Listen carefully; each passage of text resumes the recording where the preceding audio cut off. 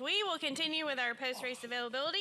For today's Brickyard 400, we've now been joined by our final visitor to the Media Center this evening, Bubba Wallace, the winner of the Brickyard 400. Bubba, congratulations.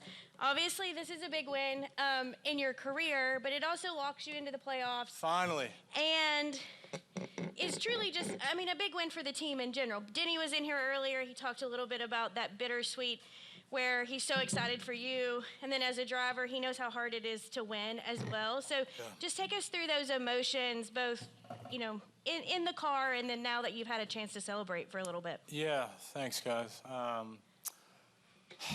This one's really cool.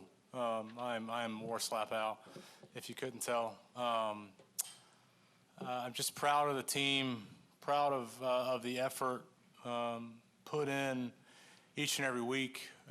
People pushing me to be better.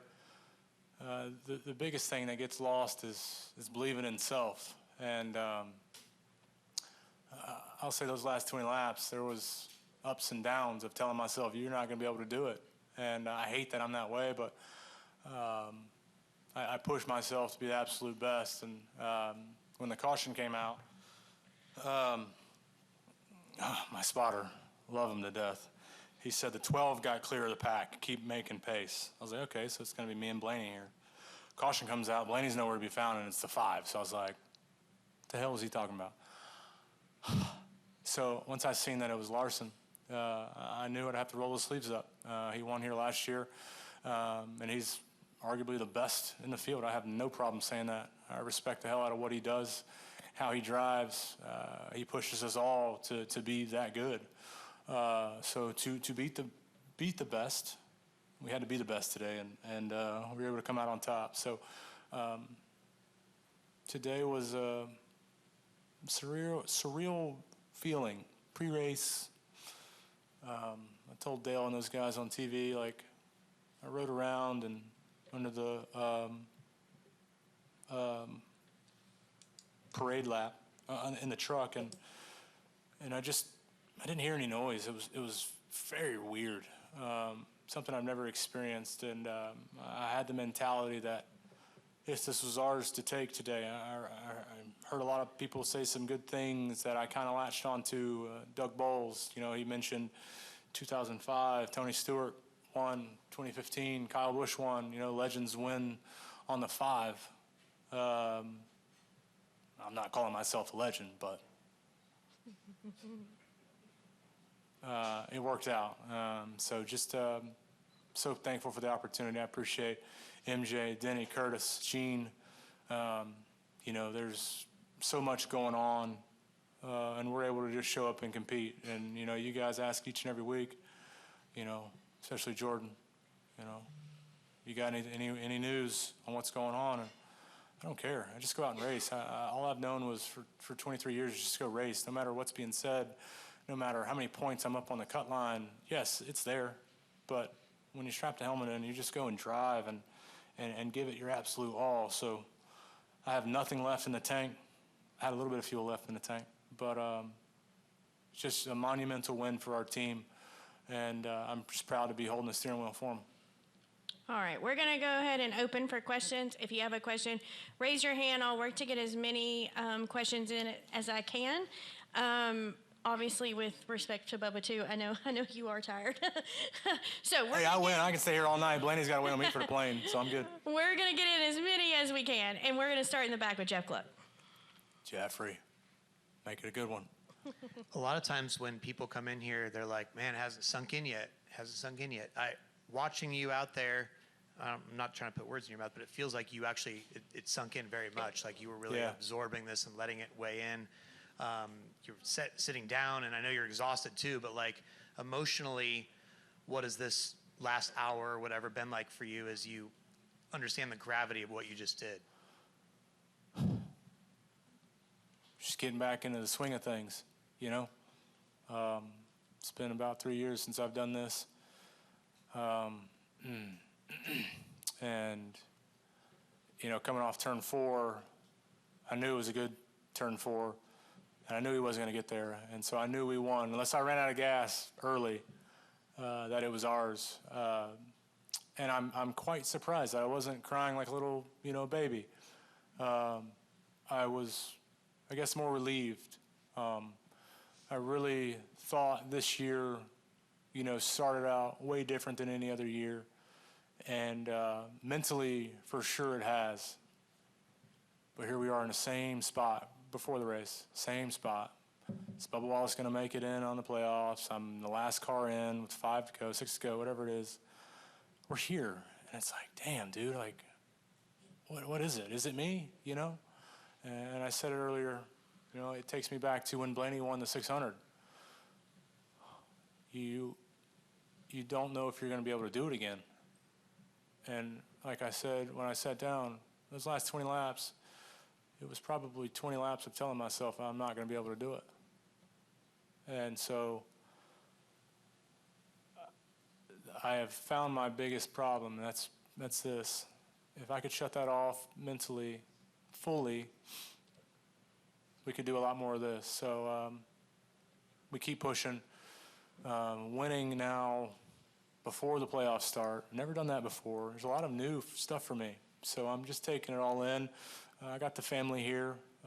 This is incredible to have Bex win officially his first race and see his dad go to victory lane. That brings me a lot of joy. Amanda here. We lost her grandmother Friday night. And so it's just kind of been a special weekend for us. Her family's here in Indiana. So this is really cool to be able to do it. Are you telling yourself that you can't do it because you're trying to steel yourself for disappointment, like prepare yourself for disappointment kind of thing? Yeah. Why are you telling yourself you can't do it over the last I don't know, man. I wish I had the answer for that. I think that's my biggest downfall. We're all human, and we're all super hard on ourselves. And you guys know how hard I am on myself. But at the same time, I was combating, and I'm like, fucking right, we can do this. So it was kind of like the angel and devil on your shoulder. It wasn't all negative. But to even have that thought, it's like, man, come on, like, focus. That all went away on the restarts because it was time to really focus and get the job done. But yeah, it's just still working out those kinks and growing as a person. It's just really cool to be sitting here in front of you guys, so I appreciate it. All right, we're going to continue with questions. We'll go to Zach and then Cameron. Zach Sterniolo, NASCAR.com. Bubba, congratulations on this. You're a Crown Jewel race winner now. Denny said he noticed about this time last year a change in your mindset where the valleys just weren't as low anymore. You were able to kind of rein that in a little bit. I think it was also about this time last year that you also came off of the Chicago penalty and called that the best moment, the best thing to happen to you at that time of your life. This weekend you qualified second. You beat Larson straight up on 2 overtime restarts. Yep. Who is Bubba Wallace today after what the last year has brought you? A guy with a beautiful wife, a beautiful son, and just fortunate enough to be driving race cars, putting family first.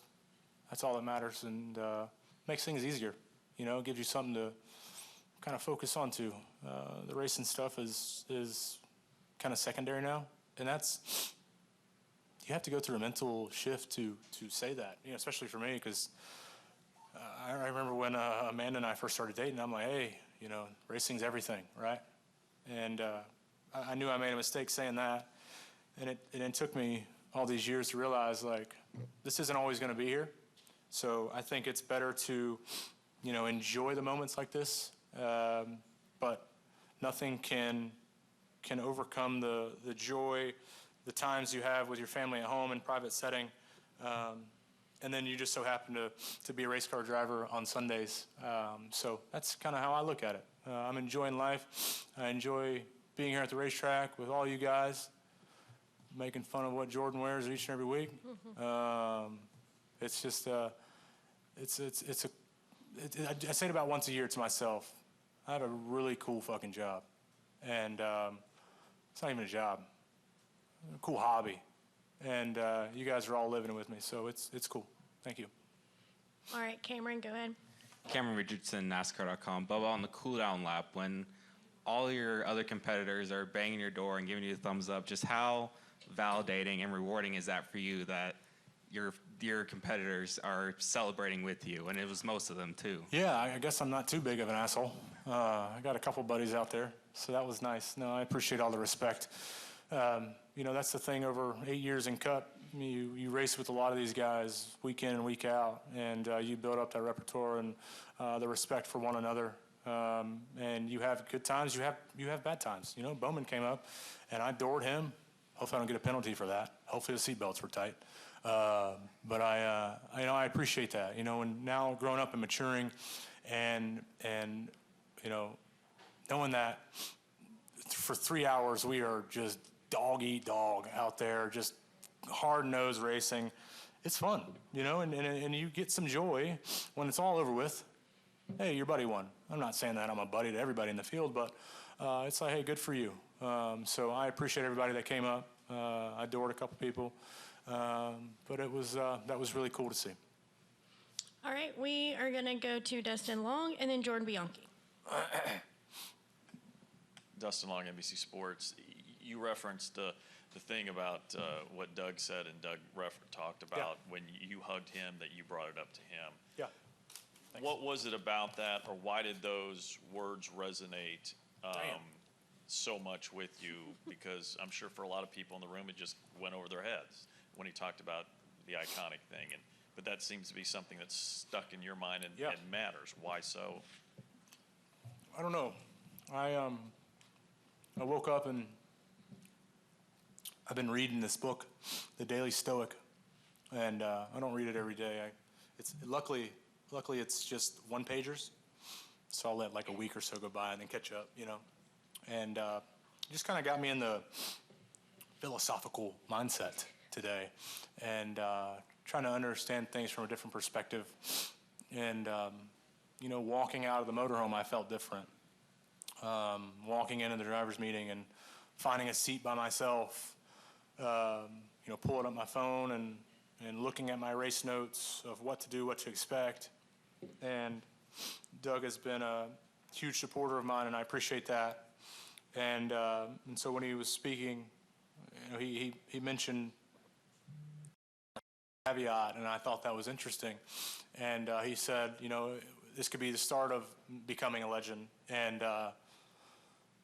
like I said, I don't think I'm a legend online by any means. I got a lot of work to do, but it all starts with days like today. And so I eyeballed the trophy, the museum trophy. I really thought that was the trophy we were getting.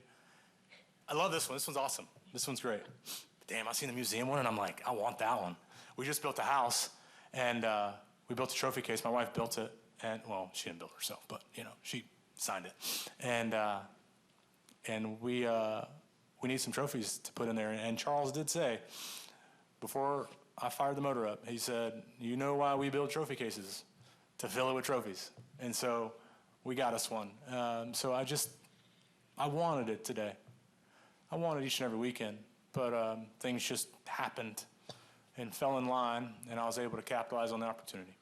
And what was the most recent one-pager in the Daily Stoic that you read or that resonate with you, or was anything that helps with the day like today? The wise doesn't have problems. The wise doesn't have problems. And then the other one is we're always caught up in things we have to do instead of the things we get to do.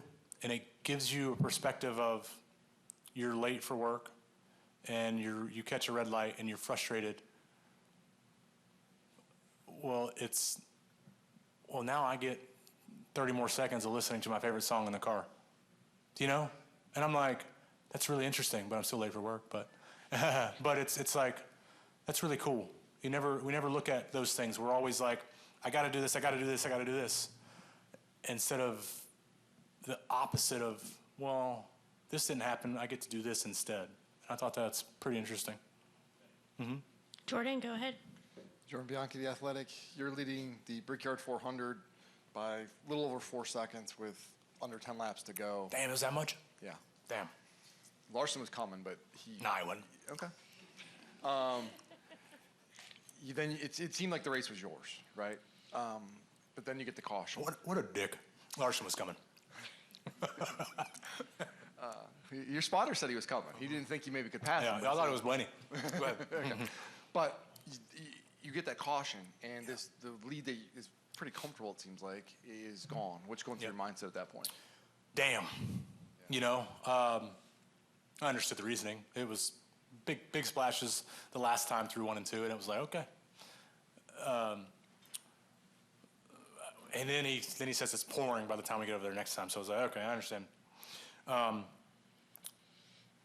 will say the first thing that came to my mind is, like, here we go again. If it rains and it ends it, Lord have mercy, Twitter's going to blow up, you know? And I said that for a second, but I was like, man, I really want to win this straight up. I want to go back racing. So, yeah, I was content with it going on. I was bummed that we gave up that lead, but here we are. Celebration afterwards. Talk to me about that. You get out, you kind of do the hush thing, Yeah. which is obviously, but then, did you hear the cheers? I mean, there was a lot of people cheering for you. Of course. You can say what you want about the booze, but there was a lot of people saying Bubba and Bubba. When you hear that, let's go Bubba. Talk me through that. It's, man, it's sports, right? You're going to have people booing, people cheering. I had a guy today call me a punk. It was okay. Punks get trophies, I guess. It's sports, and some different than others, but I definitely heard the cheers, and I appreciated that. And it's something I've but something I've paid more attention to in the recent years, maybe months. I know there's a lot of Bubba Wallace fans out there and a lot of support that they try to combat the naysayers and all this stuff. Does anybody know where the goalpost got moved to now? Anybody? Did it get moved yet? It's rigged? Oh, of course. So, you know, I like to have fun with fans. It is what it is. But I do really appreciate the support deep down. As a guy, I used to struggle with the booze for sure. I'm just wondering why. I now understand it's just sports, and people are going to have the drivers they like, the drivers they hate, the drivers they want to see win, the drivers they want to see crash. And we just go out and compete. But I will say I didn't hear any noise today before the race, and that was different. That was cool. All right, we're going to continue with questions. I'm going to go up to Daniel McFadden. Daniel McFadden, Frenchlish.com. So, Bubba, during the 18 minutes where you're just Is that what it was? Yeah, 18 minutes. I'm sitting in the car on pit road. What was your inner monologue? What was? Well, so we had officials standing there, and I was trying to read his body language. Then my crew was over there. We're talking. Well, then you see media members start to get on pit road, and I'm like, all right, what's happening here? And I'm trying to look like down into turn one, like, is it raining? I'm looking at like the black pit boxes to see if I see anything. I don't see anything.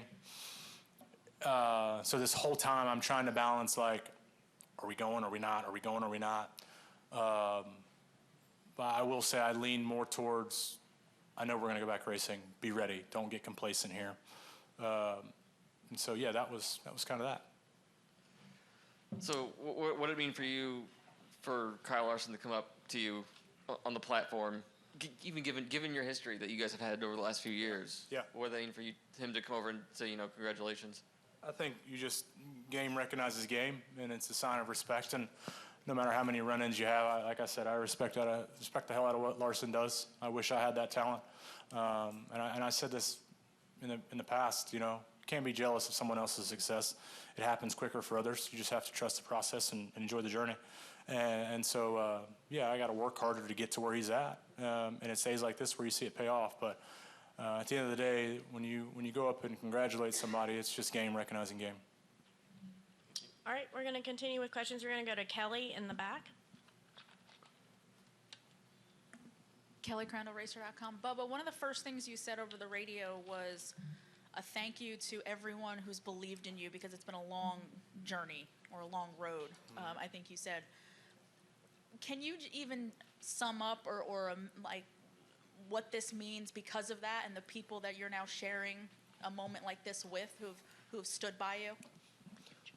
No, I don't live in your mind. You don't live in my mind.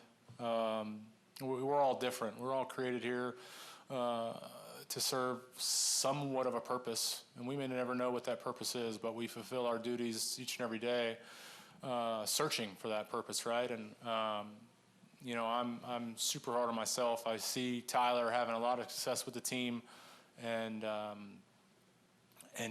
you wonder, like, man, how in the hell do they keep getting these opportunities?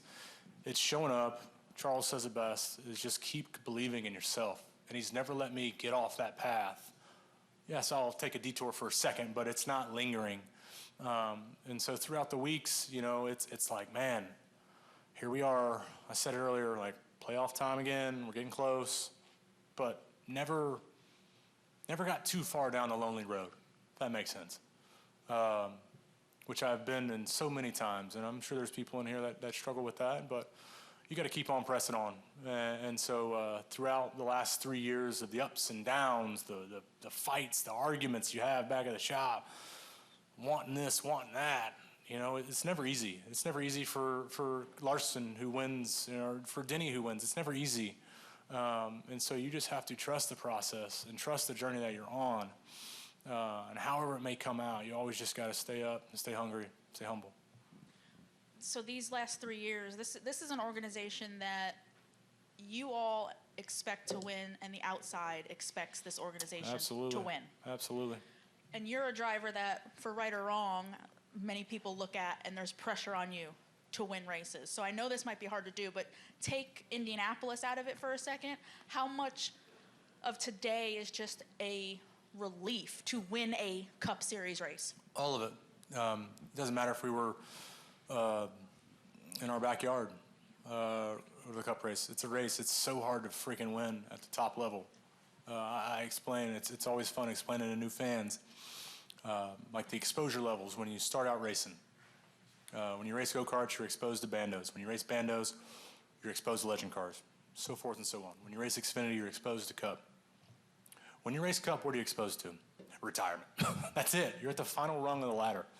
And so there's a lot of expectation on you to deliver with a team like we have at 2311, having the right people, having the right sponsors.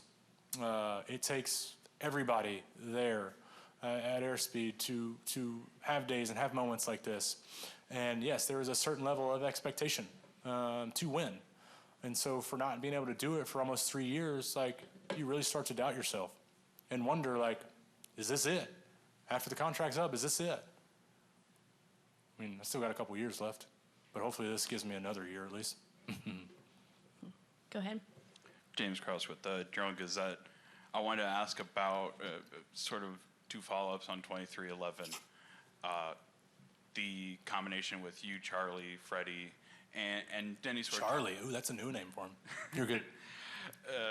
In general, putting all of that together, and also Denny sort of talked about how it's an organizational win because of how everyone sort of works within that. Can you compare it at all to working with Booty, or in general, just how you've seen the teams you work with evolve over the years to where they stand now? Yeah, you know, I thought when we made the change and how the change kind of developed weeks and days after, I felt, to me, this is just me looking at it, that was kind of like a seamless transition from Booty to Charles. Booty had gotten me to this level and had taught me a lot and put me in scenarios where I'd let the team down.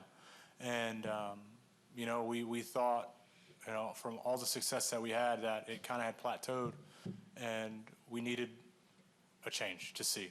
And I'll never forget the day that we had that conversation. You know, I really looked at Booty as a true leader of what the 23 team had, but more importantly, he became one of my best friends. And I thought that was tough, you know, making that switch. But every person's different. Every person has a different way they go about doing their job. I remember the day we talked, Charlie and I talked, as you would say. I reiterated to him that I want to have fun over and over and over again. And I made sure that was instilled in his mindset. I said, I appreciate all the work you're going to do. We have a long road ahead of us, but let's make sure we have fun doing it. And he's done a really nice job of always putting that first. And it takes me back to when I used to race with my parents. My dad have said, you have fun. That was the first thing. And so we get a little bit of that back, and it's cool to see what we can do. Talked about Freddie, Charles, and Charlie. I wanted to ask about a newer member to the team. It looked like for this weekend. Is Cookie Monster staying on board? Yeah. How about that? That was cool. We were able to bring Cookie Monster in and got him a win. So I wish Bex was a little bit older to understand what was going on. He was not really a fan. But such a cool partnership with we were able to form with Sesame Street. And that's kind of the cookie on top, if you will, to go to Victory Lane. So really appreciate them being here. All right, go ahead. Hi, Dan Bridges, Indianapolis Recorder. We talked earlier in the week on the telephone, and you talked about having your 9-month-old on your lap and the joy that gave you. Talk a little bit about a tough day at the track, a tough day in life, going home and seeing what's really important and how that inspires you. Yeah, it's just a nice reset because, I don't know if you guys have dogs or pets, but you go home to your dog, they're excited to see you for about 5 minutes, and then that's kind of it. You can't just say that's kind of it with a kid. You got to take care of him, and whether he's crying or change a diaper or whatever it is, you have to set all that aside. Dogs can take care of themselves once they're old enough and figure out where the food bowl is, right?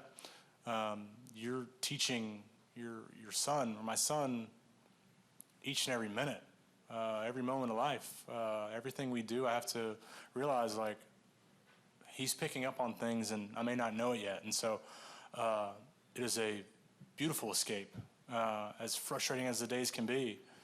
When he's crying in the middle of the night, it's like, all right, well, I don't care that, or Amanda doesn't care that I finished 37th wherever. Get up there and change the diaper, and you have fun with it. Not saying that smelling poop is fun, but you find ways. Well, again, thank you for your time earlier in the week, and congratulations today. Thank you. All right, we're going to continue with questions. We're going to go to John Newby, and then we'll go to Stephen. John Newby, Savage Ventures. I do want to ask about the last 2 restarts. Yeah. Because throughout your career, you've always been very good at restarts, gaining lots of track position, but this is, crown jewel event, front row, control car. This is a situation where many other drivers throughout NASCAR history have stepped on it and messed up. Yeah. How did you pull that off, 2 different occasions? Yeah. The first one I caught everybody sleeping, and I didn't have the help from the 24. And so Larson put up a good fight through turn 2, and caution came out. Larson picked up on my games, and so you just always have to have tools in the toolbox to try to one-up each other. And I was able to get kind of an edge, and he didn't have help. Byron's probably laying off me to not push, but it was kind of more of a traditional drag race into turn 1. And the tires felt better for me to just trust the car and stay in the throttle, and he had to lift. And so, it was, I was kind of glad we had the second restart because everything just kind of came together better. But it's in those moments where you either you shit or get off the pot, as they say. And, in those laps where I'm like, you're going to give this away, the other side was like, you got this. You're about to show everybody why you just belong here. And we did that. All right, Stephen, go ahead. Stephen Toronto, CBS Sports. Bubba, thinking about Indianapolis, you see each May how this track creates heroes, and you see how the crowd reacts to Joseph Newgarden or Alex Palou or even Kyle Larson. And I was listening to the crowd reaction before the final restart, and I could hear they say over track BA, is Bubba Wallace going to get the win? Boo! Is Kyle Larson going to get the win? Yay! Going back to what you talked about earlier about all the cheers you were getting after the checkered flag, is it any more significant to win the approval of the crowd at Indianapolis? And even if not, what is it like to have the crowd react here at Indianapolis in particular? Man, it doesn't matter where we're at. You're going to get both sides of the spectrum. And it's our job to shut that aside when the time is counting on you and just go out and deliver, you know. Maybe I gained a fan, maybe I lost another fan today, and that's okay.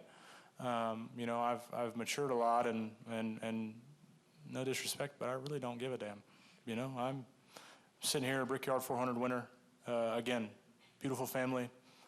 I'm winning at life. If everything stopped right now, I'd be okay with that. And that takes a lot for me to say. Nothing else really matters. Gotcha. Good job. Thank you, Bubba. Thank you, Bubba, before we wrap here, I wanted to ask you about Scott McLaughlin tweeted some really kind words about your win. Did he? He did. He's really excited, Hell obviously. But he just talked about, you know, winning at Indy and what a great dad you are and some other things that obviously you'll have a chance to look at. But you and Scott and I think SVG, a few others, have been spending Tuesday nights at Charlotte Motor Speedway. Do you mind just to talk a little bit about that? What made you guys do that and kind of the friendships that you guys have gained through that? And does that help at the track? It helped SVG this weekend. Some bitch qualified 11th on oval. He's figuring it out. Man, I've always loved legend car racing. Man, myself in that series, I don't know if any of you guys were around for those times, but we've had a lot of bad days there, but a lot of good days. But I always thought legend car racing was the most beneficial car that I learned how to drive, and that I always went back to legend car racing to figure out the next steps in racing, right? And so for years I've gone back and forth, taking a couple-year break and coming back. So I ran last year. Things were, okay. But Scotty and SVG came out one weekend, and man, I wish we all had their accents because they sound so much cooler than us. Everything just, whether they're mad, they're sad, or happy, it just always sounds funny. And they fell in love with it. They were like, how much does it cost? You know, we want to do this next year. And so they put it all together. And week one, Scotty just rips the roof right off this thing. And they have had so much fun. You couldn't wipe the smile off Scotty's face each and every time he got in the legend car. It was so different for him. And he loves beating and banging with the other guys. It's so funny now, like, I used to be the guy always in fights, always bumping into other people, pissed off, you know, racing each other hard. And now I'm kind of like the elder statesman, if you will. I'm the one that's going up to the guys like, hey, man, you don't need to do that. Like, I started off by saying, I was in your shoes, okay? I have done this. It's not the way. It is not the way to do it. Like, let's race better. This summer shootout has not gone, unfortunately, the way I wanted it to. We've yet to find victory lane. There's 1 week left. I did kind of pull the plug on not running the last weekend. We'll see what the schedule's like. I know it's going to be busy after today. But I did, in our group chat with us three, I did say, all right, if I win Sunday, I'll race Tuesday. And then I quickly edited it and said, when I win Sunday, I will race Tuesday. So if my schedule permits, I guess I'm racing Tuesday. So I need to text the car owner to, hey, get the car ready. I'm just going to show up and start last and go have at it. Am I good to race Tuesday, Sid? No. Oh, never mind. Never mind. What time is that? Oh, we can make the race. What time's the race? I mean, what time's that go till? No, we're good. We'll be there. I'm going to start shotgun on the field. To your question, though, it's nice to escape the real job. Like, we go out there and have fun. And, man, I wish y'all could see their faces every time they get out of the car.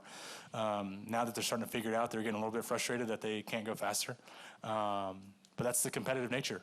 And it's been a blast. So I really enjoyed running with them. I did ask Scotty for some rain tips on the oval here. That didn't go well. All right, Bubba, congratulations again on the win today, and congratulations on locking your fucking fun. your way to the playoffs.